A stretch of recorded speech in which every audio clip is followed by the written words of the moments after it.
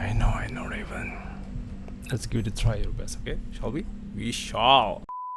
Kebahagiaan merupakan sebuah goal bagi seluruh umat manusia.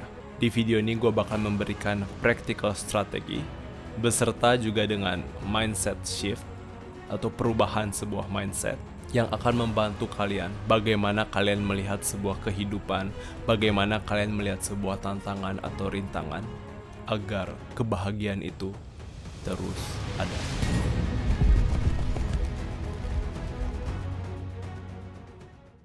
Satu, the power of perception. Itu bagaimana kita mempersepsikan suatu hal. Ingat, sebuah persepsi itu ngebentuk realita kita. Bagaimana kita menanggapi sebuah segala hal, itu datangnya dari persepsi kita. Gak ada hubungan dengan event yang terjadi. Apapun itu. Maupun baik, maupun buruk, atau benar-benar buruk sekalipun. Bagaimana kita menanggapinya, bagaimana kita mengartikannya, itu kita yang tentukan. Pahami bahwa ketika kita memiliki kontrol atas perspektif kehidupan kita, itu merupakan sebuah langkah pertama kita untuk menjadi pribadi yang lebih bahagia. Kalau misalnya gue boleh bercerita, gue ingat banget momen dimana nyokap gue meninggal. Nyokap gue bener-bener orang yang gue sayangi 100% no doubt. Gue bener-bener berharap nyokap gue bisa sembuh dari sakit kanker. Gue ingat ketika mama meninggal, gue nangis sejadi-jadinya. Namun di satu sisi, ada satu hal yang membuat gue kayak sedikit bahagia. Gue tenang karena nyokap gue gak perlu lagi ngerasain rasa sakit yang selama ini dia rasain. Ketika dia menangis di malam hari karena kaki dia sakit. Hari dimana dia mungkin tiba-tiba gak punya kekuatan. Dan gue inget banget, pingsan mendadak itu bisa terjadi kapan aja. Dan gue di situ harus was-was. Di situ gue ngerasa ketika nyokap gue meninggal, walaupun sedih banget, gue merasa mengucap syukur. Karena mama sekarang berada di tempat yang jauh lebih baik, jauh lebih bahagia, dan di situ gue ngerasa tenang. The art of gratitude. Bagaimana kita mengucap syukur dalam segala hal. Iya, mungkin kadang kalau misalnya kita lagi titik bawah banget itu, kita susah banget ngerasa yang namanya mengucap syukur. Ketika kalian memiliki rasa syukur, kalian gak ada yang namanya rasa dendam, kekecewaan, kekhawatiran, marah, kesal, benci, dengki. Apapun itu tidak akan terjadi. Jadi hal itu harus kalian latih. Harus terus kalian latih.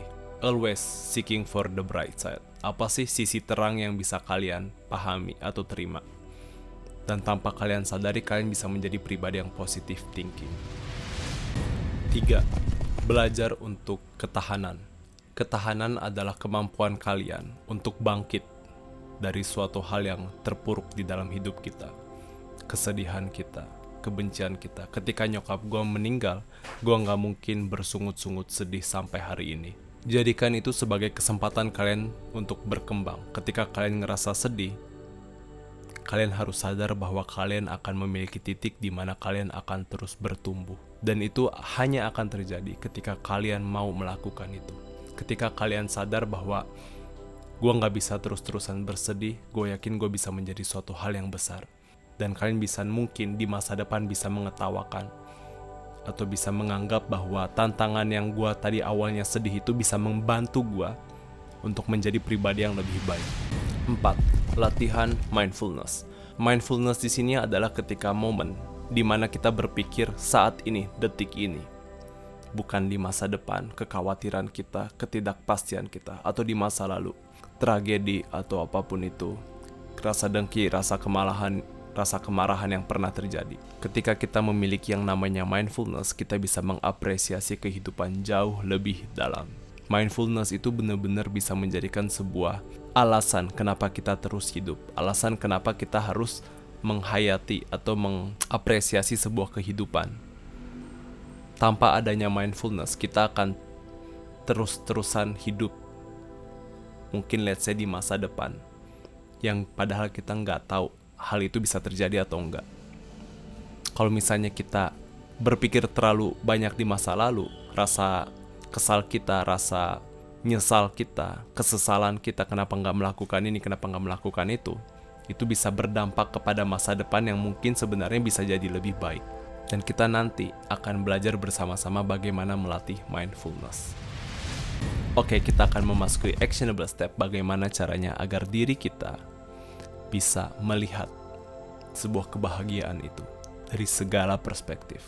Dan ketika kita lagi berada di titik bawah, kita juga bisa melihat bahwa itu menjadi sebuah peluang, menjadi sebuah tantangan, bahwa kita bisa terus melangkah menjadi kebahagiaan itu. Pertama, latihan gratitude journaling. Tulis, kalian bisa tulis di dalam sebuah buku 3 hal yang bisa kalian syukurin hari ini. Coba kalian tulis di kolom komen, apa aja yang bisa kalian syukurin. Dan percaya nggak percaya, hal itu sebenarnya mungkin bosan ya kalau misalnya kalian terus-terus lakuin setiap hari. Namun itu akan melatih, mengganti identitas kita. Dan tanpa kalian sadari, gratitude journaling itu adalah sebuah skill yang bisa kalian latih. Kalau misalnya titik terendah datang, atau nggak contohnya ditegur sama atasan, oh ya gue bisa jadi tahu hal yang mestinya nggak gue lakuin itu apa. Gue bakalan improve agar gue tidak mengulanginya lagi. Kalian lebih pilih mana? Jadikan itu sebuah pembelajaran, atau kalian bersungut-sungut, kesel, bete, terus kalian share di Instagram, kalian curhat di Twitter. Ketika kalian mau jadi pribadi yang lebih baik, belajar untuk gratitude, belajar untuk mensyukuri.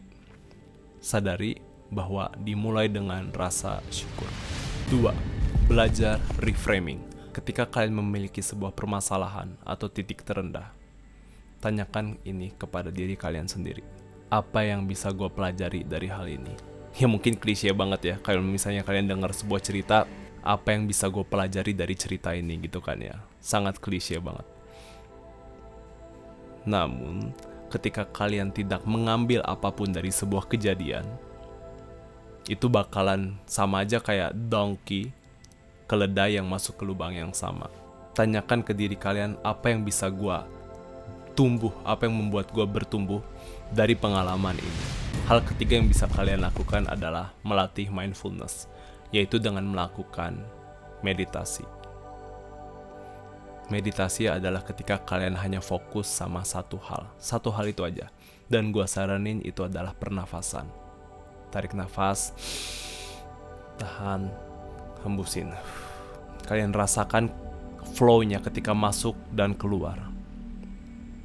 Ketika kalian berpikir yang lain, mungkin konten TikTok yang tadi pagi gue tonton, atau apapun kejadian ini, kejadian itu, kalian mungkin bakalan lupa untuk fokus sama pernafasan. Namun tetapi ketika kembali lagi, oh ya gue harus balik ke pernafasan, itu sama kayak satu rep, kayak di gym, ngangkat barbel.